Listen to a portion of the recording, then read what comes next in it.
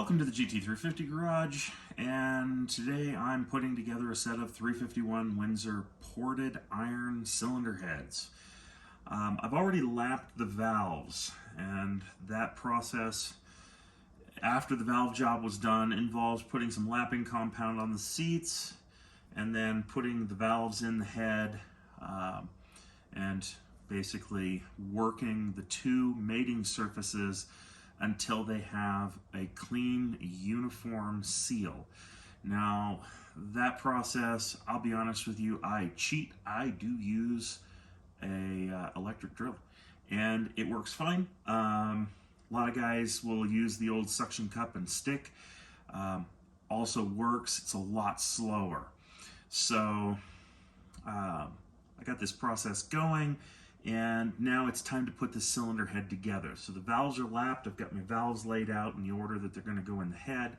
I'll put the head on my headstands, and then we'll get started with the process of putting this cylinder head together. And I'm going to show you the basic tools that I use and the process, and while I'm at it, I'm going to show you how to check spring pressure and installed height. I had to backtrack here really quick.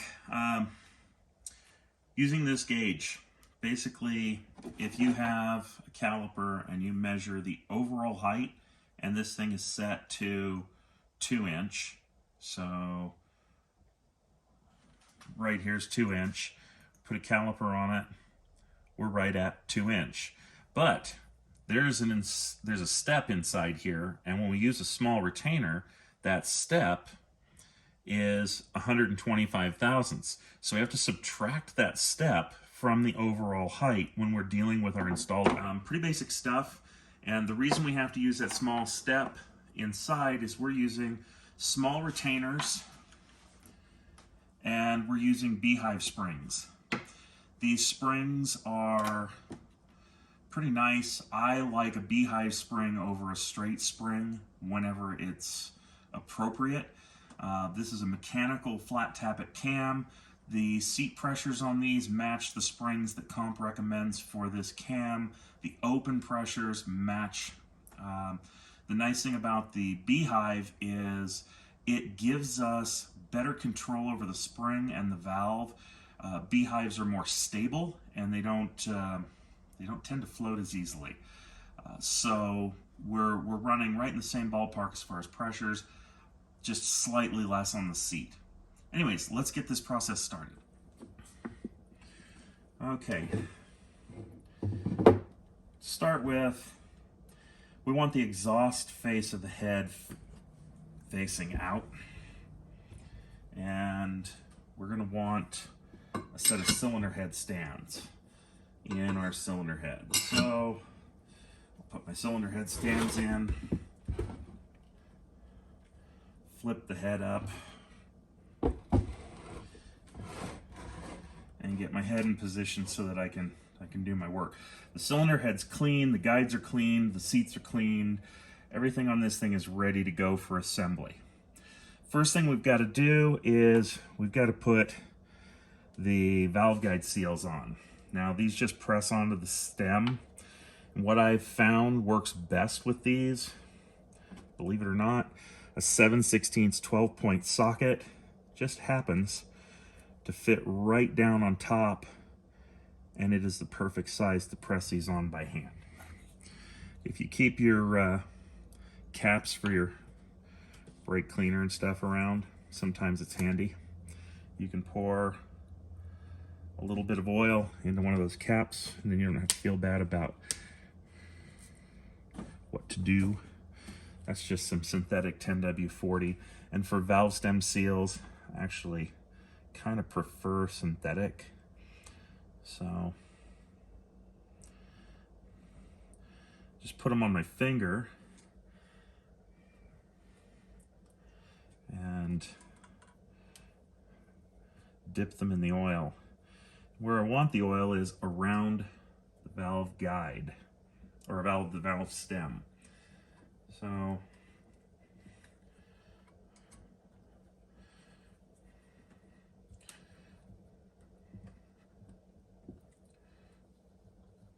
these just push on here. And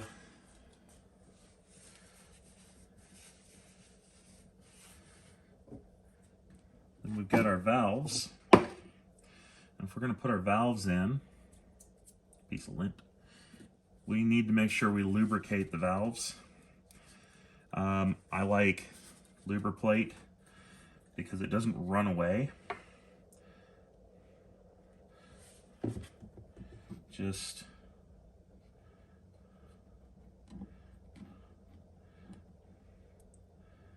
put a little bit on the stems.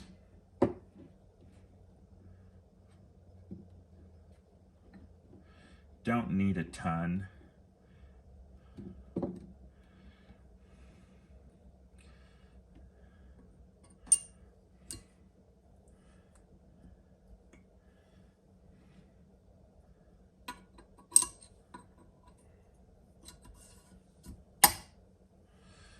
Okay, so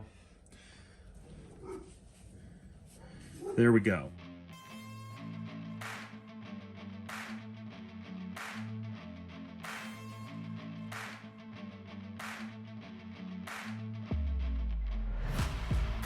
All right, so these are a Comp 26986-16 spring set. They call for 137 pounds at 1 inch 750. So I'm going to set my tester for 1 inch 750, and we're going to verify that number really quick.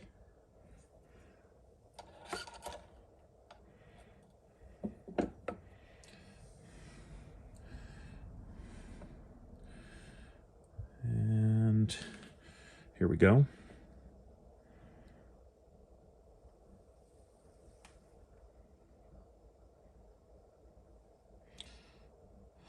And it actually comes in right at 150. Now these are brand new springs, they've never been cycled. But that's 1 inch 750. Now I'm going to dial this out for 1/825, which is my installed height on this particular cylinder head.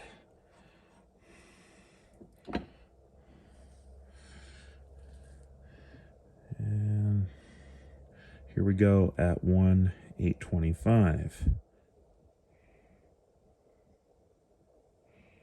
Okay, at 1/825, we are right at, just below actually, we're about 128 pounds. So at 128 pounds on the seat, I'm really happy with that. I don't want to kill this cam. And that's where these are going to lie. So let's move on to checking that installed height and verify that we're actually getting that.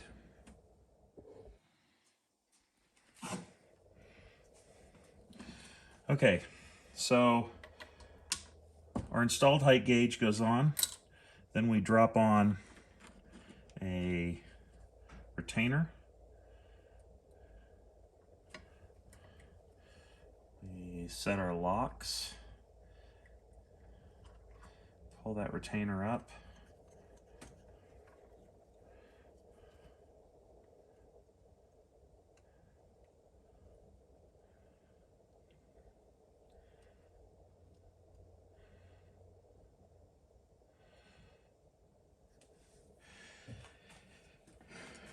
And we have to subtract 125 from our measurement. We're at 1936.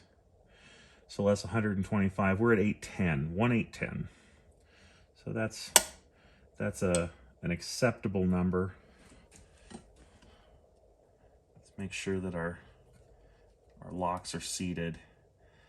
And actually, with our locks seated, we're just shy of 1950, which puts us at 1/821. So within a couple thousandths of our desired 1/825 installed height. And all of these have been machined to give us that installed height.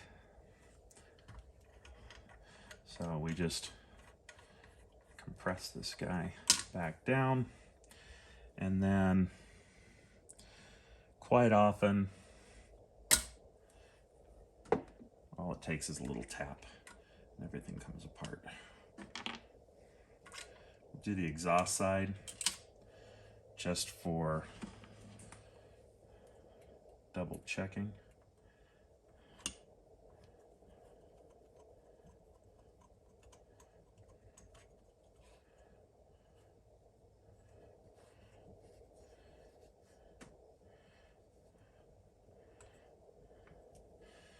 On the exhaust side, we're at 1943. So we're at 1.818. So we're right in the ballpark. A couple thousandths isn't a big deal. It's really easy to get hung up on being too precise. And quite frankly,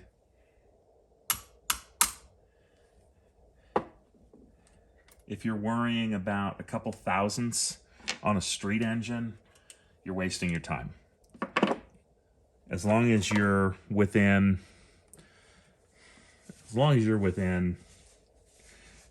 10 thousandths, I wouldn't even waste my time putting a shim in. And that's exactly what we're doing here. I'm not going to waste my time trying to shim these to 1/800 or spend any more time machining them to try and make them exactly 1/825. It's just not worth the time and the effort. Variances in the valve job will affect it a couple thousandths one way or another. So we're good. Our installed height is right in the ballpark of where we want to be. We're within 10 thousandths of the target. So let's start putting some springs on. Basically, spring, retainer, have your locks, and I use a stud mounted compressor. It's nice because it uses the head as its pivot point.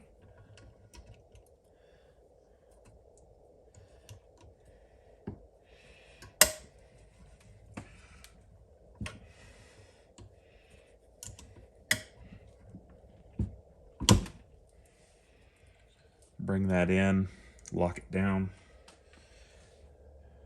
Now for this, probably need a small screwdriver. We're just going to put the screwdriver behind the retainer, center it on the valve,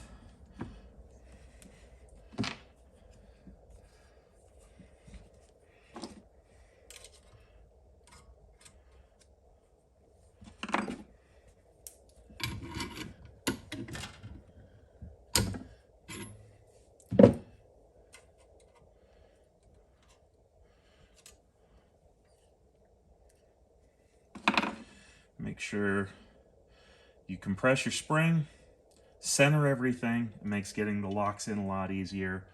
Put your locks in your top groove. Don't put them in the second groove. Stuff will get really interesting if you do.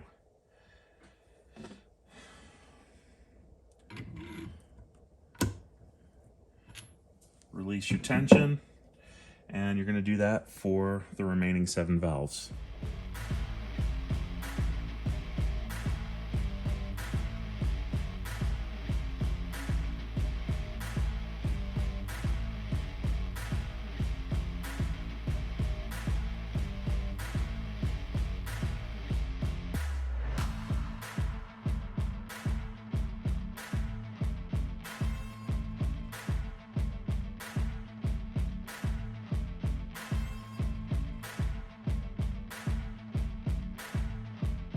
Okay, so that's basically what it takes to put together a small block Ford head, and most of your cylinder heads, Chevy, Ford, Mopar, they all go together the same. The process is essentially identical. The installed heights might be a little different depending on your cam and your spring choice, and the tools used for compressing the springs might be a little different depending on the valve train style, but all in all, the process is basically the same. I do recommend lapping the valves if you have an opportunity to do that. Most machine shops, even when they're assembling the heads, don't do that these days. It's kind of a time-consuming task that a lot of guys think they can get away without doing it. And time is money, as they say. So machine shops, it's just not as common that valves get lapped. You know, and it's certainly something that you can do yourself when you're installing your own springs. If you are installing your own springs, you do want to check the pressures. You can use a basic spring pressure tester in a vise.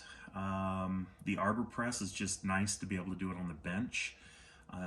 The spring pressure tester with the dial indicator on it, once you get a feel for when that dial indicator cup touches the Arbor Press, it's really quick to check an entire set of springs. 16 springs takes about 10 minutes to check. Goes fast, and it gives you the ability to make sure that you don't have any kind of issues with your springs.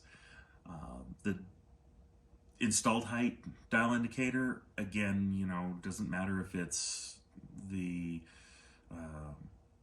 name brand from Comp or a knockoff. They all basically work the same. And the key is just to make sure that you snug it really good so that you seat your keepers in your retainer. If you don't seat those keepers, you're going to be off by 20, 30 thousandths sometimes. So make sure you do that. And, you know, make sure you understand what your valve spring needs to do for your cam. In the case of this engine, it's 289. It's getting the Comp Nostalgia Plus mechanical flat tappet cam, so it's like 225, 232 duration. We put in a piston that is going to give us enough valve clearance with this cam. The pistons that were in the engine when we got the short block did not have adequate clearance. So we changed the pistons to one with a nice eyebrow relief, and then you know, down the road we can put an aluminum head with a 202 or even a 205 valve on this short block. But you know, the cam is right at 500 lift. So if you know your rate on your spring, in this case these are 280 pounds, 500 lift is going to be half of that rate, because the rate's always in pounds per inch. So 140 pounds on our roughly 130 pounds of seat pressure gives us about 270 open. That's really ideal. We'll have good valve train control. We don't have to worry about revving this engine to 6,500 RPM. It'll be nice and safe valve train wise. And so, you know, all in all, it's nice to put an old set of cylinder heads like this to use and make sure that they don't go to waste. I'm sure when these come off of this engine sometime down the line, they'll get passed on to somebody else who's building another project. And because we're going to prove that they work, they'll work for the next engine. Anyways, this gets us a little bit closer. Next step on this particular build is I'm actually going to start putting the short block together. So keep an eye out for that video. And then we'll get the heads on and start buttoning it up with an intake and oil pan and all of that. In the meantime, if you haven't subscribed, now's a great time to do that. Turn on notifications and you'll get more content when I post it. If you like the video, give it a thumbs up, maybe share it if you know somebody that this will help. And I appreciate you watching, and I look forward to seeing you in the next video.